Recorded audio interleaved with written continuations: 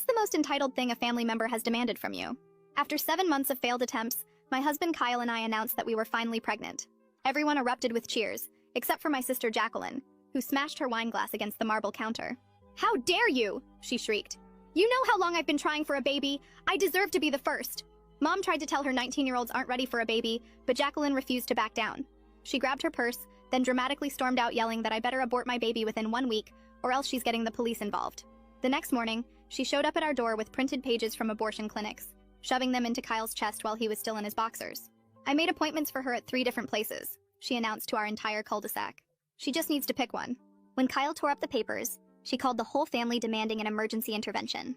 That Sunday, 23 relatives crammed into Mom's living room, while Jacqueline stood at the fireplace like she was delivering a TED Talk on why I was destroying her life by having a baby first. She actually had a PowerPoint. Our Uncle Jeffrey, who's a lawyer, finally told her there's no legal precedent for forcing someone to abort because you want to be pregnant first. She pointed at me with tears streaming down her face and said if I didn't terminate by Monday, she'd never speak to any of us again. But we called her bluff, and all 23 of us told her, "See you, Felicia." She actually left sobbing, and we didn't hear from her for a long time. And then, 7 months into my pregnancy, we were having our baby shower when the door flew open. It was Jacqueline. She walked in with her hand on a massive belly, wearing a shirt that said, "First grandchild loading." Everyone went silent. Mom dropped her cake knife. "Surprise! I'm almost due," she announced, spinning around so everyone could see.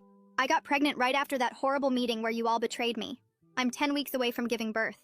Nobody was impressed, and when I decided to screw with her and mentioned my due date that was 8 weeks away, her face turned deep red with anger. She grabbed my arm and whispered the dates didn't matter because she'd make sure hers came first, then left before anyone could respond.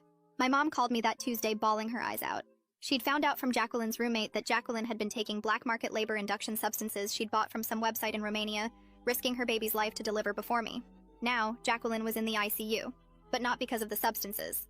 Turns out, Jacqueline had found some girl on Craigslist whose mother used to be a midwife in the Philippines, and paid this girl to perform a C-section in her living room. The girl kept refusing, saying Jacqueline was only 31 weeks. But my sister threatened to do it herself with kitchen knives if she didn't help. They used box cutters sterilized with vodka. Jacqueline lost so much blood that her neighbor saw it seeping under the apartment door. The baby somehow came out alive, but he was purple and barely breathing. They both nearly died in the ambulance.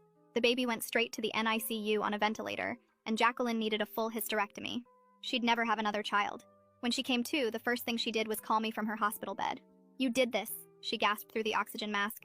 "My baby is dying because you couldn't wait until me to have a child." The craziest part about all this is now that she was fighting for life, suddenly the family was split down the middle. One half thought she'd lost her mind, but the other actually thought I should have delayed announcing my pregnancy to spare her feelings. One aunt even said I should have just